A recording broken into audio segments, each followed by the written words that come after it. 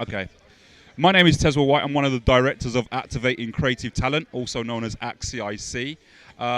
Today, basically, we offer three different levels of service. Something called our critical intervention program, where we're supporting high-risk young people who are impacted by gangs and youth violence, child criminal exploitation, etc. Basically, our team goes in, supports the young person, their family, and we just generally give them like a holistic support service.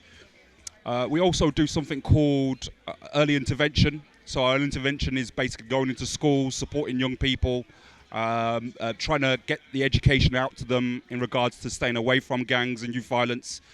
We have a very kind of prominent project that we did a few years ago called our Knife Awareness Program, which was again going into schools and kind of supporting young people on that front. We also have our Activating Creative Talent project, which is supporting young people in terms of what we call our positive pathways, and that is basically supporting young people around peer leadership, enterprise, employability skills, etc. And we also deliver basically the country's only qualification in working with gangs and youth violence for practitioners. During the pandemic, we was delivering this particular program in a training facility based at the Legacy Centre. So we was delivering this particular program through the Legacy Centre. That's where we're based. We're based in what was previously known as the Drum. But during the pandemic, one of the ways that we had to adapt was bringing our training online. Also, in terms of supporting our young people as well, we developed something called the Youth Inclusion Support Program. And again, that was offering young people virtual support during the pandemic. We were supporting young people with education, getting them things like access to laptops and computers so they could actually carry out and do their work.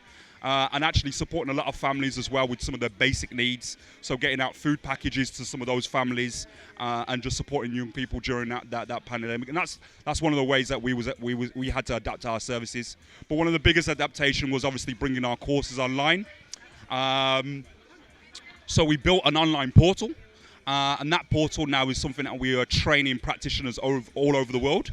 So we're now delivering the course in the Eastern Caribbean islands. So there's 4 countries within the Eastern Caribbean that we're delivering the course to.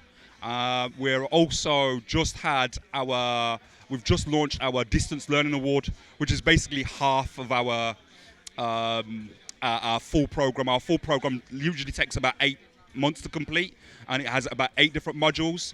The award course is a chopped down version, so you get 4 modules, can be completed within about 12 weeks, and now can be delivered just by distance learning, so you don't have to be in any of our classes. It's pre-recorded content that you get access to.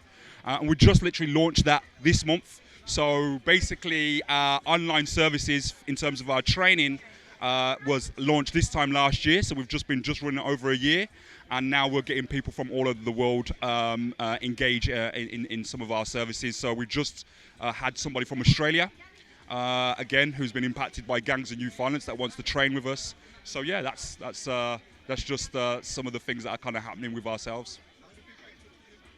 So you can visit our website, www.actcic.org.uk. Also our social media handles, ACT CIC, on Facebook, on Twitter.